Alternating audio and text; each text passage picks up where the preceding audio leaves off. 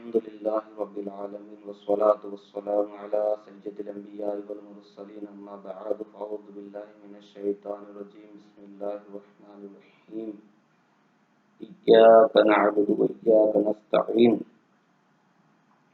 ہم تیری ہی عبادت کرتے ہیں اور تجھی سے مدد چاہتے ہیں۔ عبادت کا مفہوم علماء اکرام یوں فرماتے ہیں کہ عبادت کرنے سے مراد ہے کسی کو عبادت کے لائق سمجھ کر اس کی عبادت کرنا۔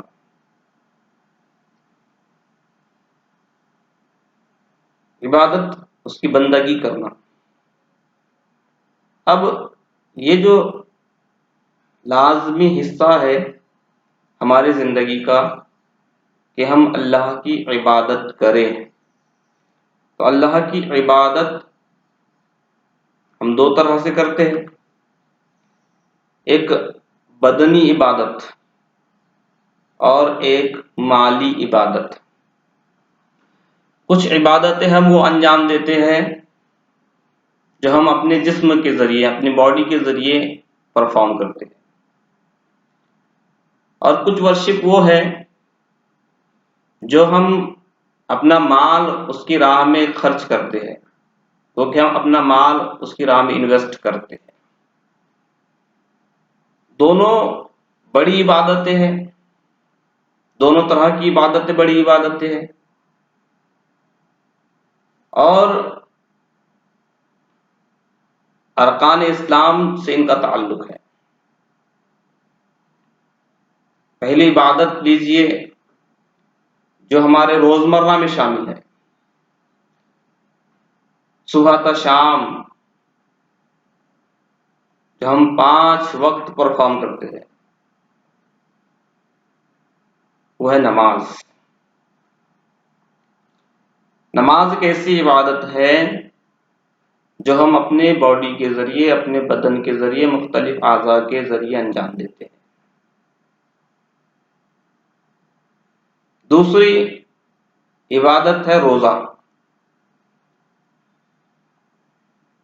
جو ہم سال میں ایک مرتبہ رمضان کے مہینے میں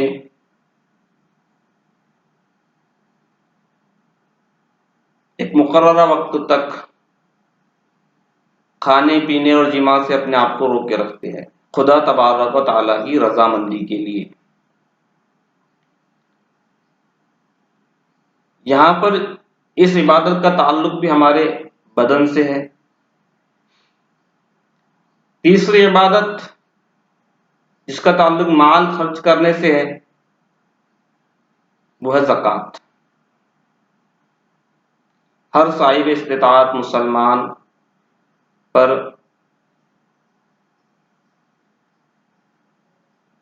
حاجت اصلیہ کے علاوہ اس کے پاس جو بھی بچ جائے اس پر 2.5% زکوٰۃ دینا فرض ہے۔ تو یہاں پر مسلمان اپنے مال کو اللہ تعالیٰ کی راہ میں خرچ کرتا ہے، گو کہ یہ مالی عبادت۔ چوتھی بڑی عبادت ہے حج۔ حج میں دونوں پہلو شامل ہیں، ایک تو اس میں مال بھی خرچ کرنا ہوتا ہے، دوسرے اس کے کئی ارکان ایسے ہیں جنہیں جسم کے ذریعے ادا کرنا ہوتا ہے، گویا کہ یہ جسمانی اور مالی دونوں طرح کی عبادت ہو گئی۔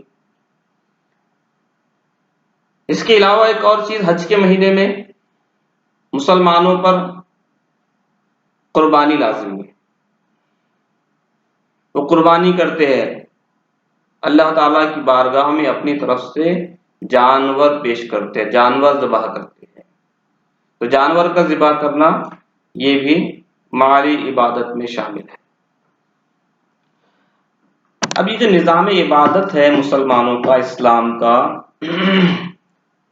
اس پر آپ غور کیجئے تو پتہ چلے گا کہ اس میں بے شمار فائدے ہیں۔ روحانی فائدے، اخروی فائدے، اس پر اللہ تعالیٰ کی طرف سے ثواب کے وعدے جو بالکل برحق ہے، نماز پڑھنے پر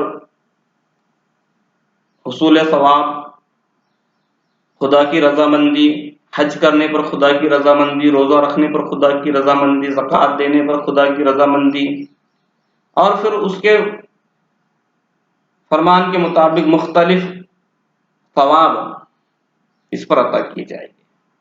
یہ تو روحانی پہلو ہو گیا۔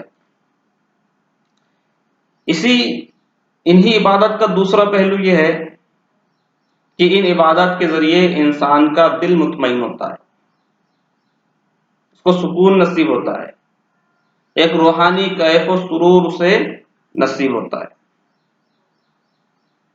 اور تیسرا پہلو اس کی سماجی زندگی سے متعلق، ایک چوتھا پہلو اس کی معاشی زندگی سے متعلق۔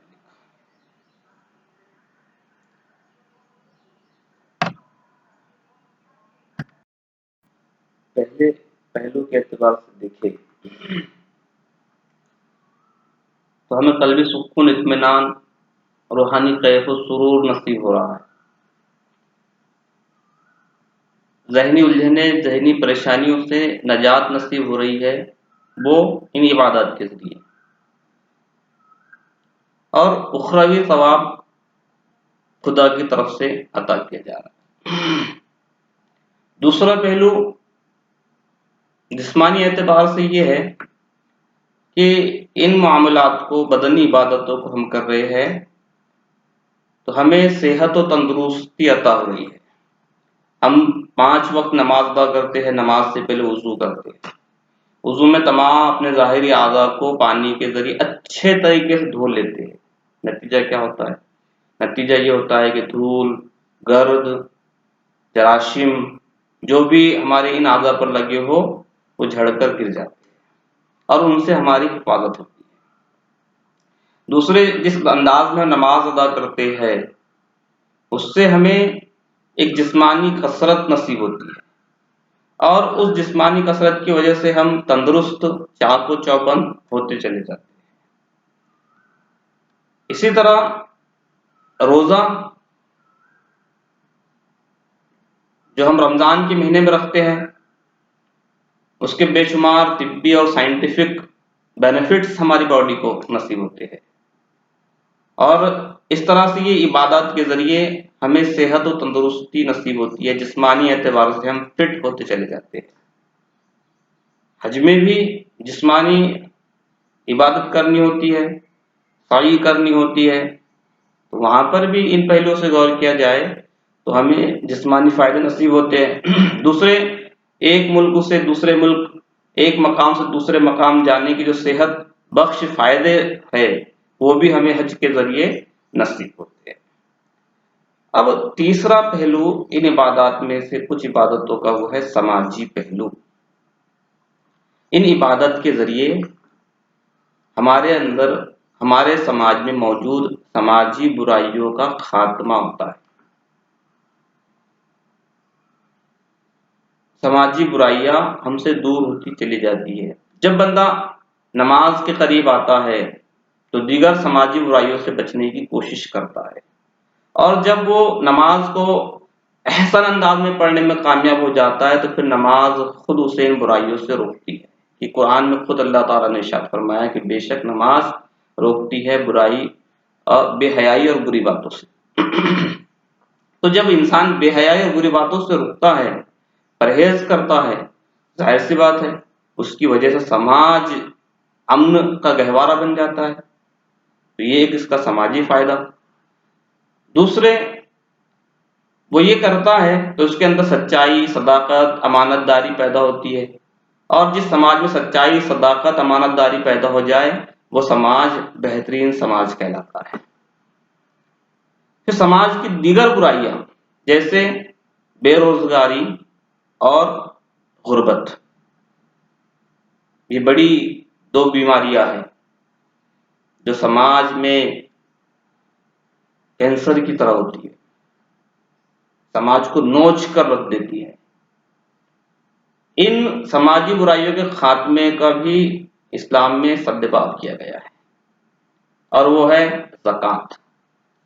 جب مسلمان جن کے پاس میں مال و دولت ہو، جن کو اللہ تعالیٰ نے صاحب حیثیت بنایا ہو، وہ زکوٰۃ ادا کرتے ہیں تو اس کی وجہ سے ایک تو غریبوں کو سہولت نصیب ہوتی ہے، وہ لوگ جو اپنی ضروری سہولیات سے محروم ہوتے ہیں ان کو سہولت نصیب ہوتی ہے، دوسرے ایسے لوگ جو بے روزگار ہوتے ہیں اس زکوٰۃ کے پیسہ دے کر مسلمان اس کو برسر روزگار بھی کر سکتے ہیں۔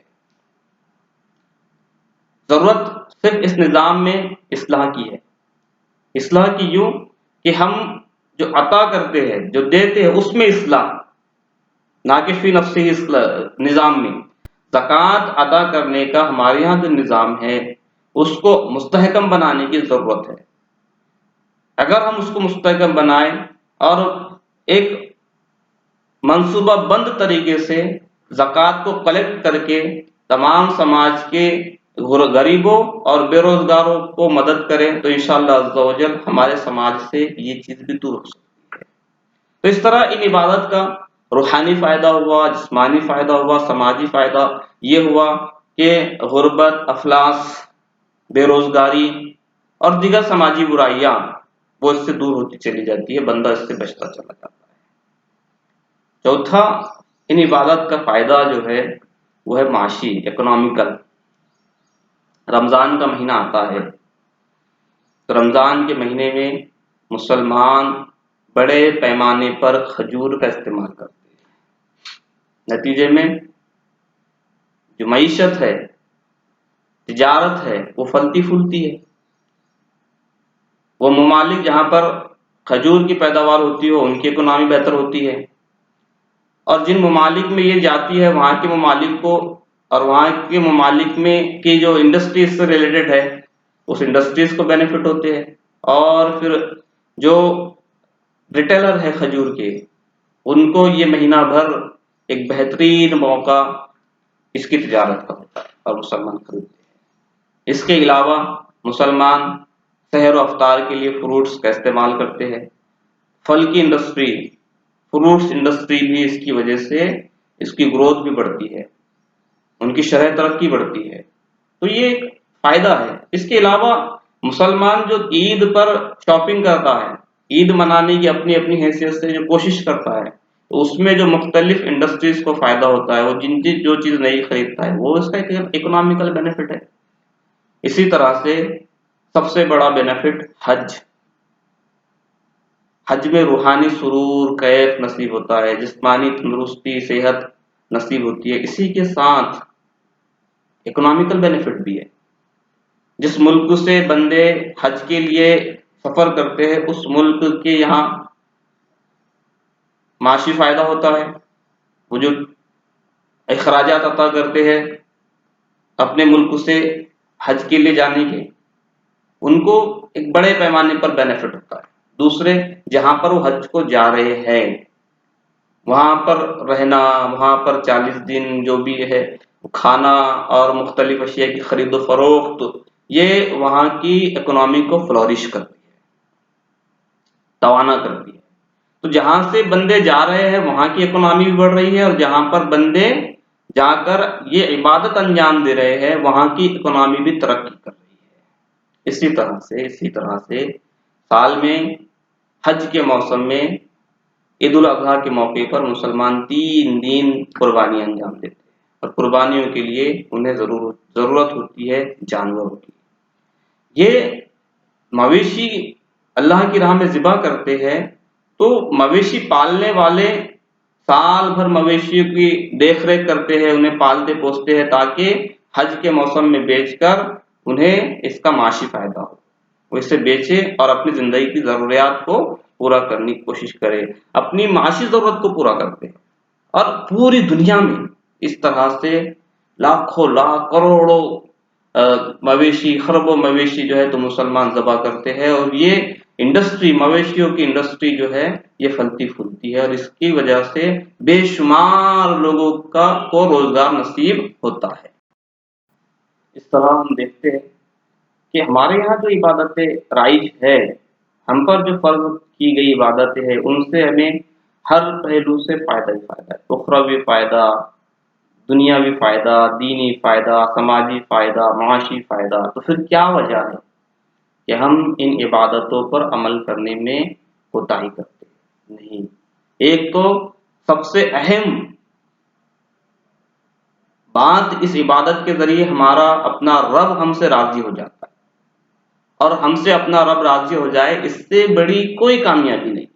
پھر اس کے علاوہ جو دوسری کامیابیاں، دوسرے فوائد میں نے گنائے وہ ضمنی فوائد ہے، البتہ ہے ضروری، ہے سماج کو تقویت پہنچانے والے، ہے ہماری معیشت کو تقویت پہنچانے والے، اور نہ صرف ہمارے سماج کو، ہماری معیشت کو، بلکہ ذاتی طور پر، انفرادی طور پر ہمیں بھی تقویت پہنچاتے ہیں۔ تو کیا ہی اچھا ہو کہ ہم ان تمام عبادات کو ان کے وقتوں پر انجام دینے کی کوشش کریں، تاکہ اس کے ذریعے ہمیں یہاں بھی فائدہ نصیب ہو اور آخرت میں بھی فائدہ نصیب ہو۔ اللہ تعالیٰ کی بارگاہ میں دعا ہے کہ وہ ہمیں اپنے تمام احکامات پر عمل کرنے کی توفیق عطا فرمائے۔ آمین بجاہ النبی الامین صلی اللہ علیہ وسلم۔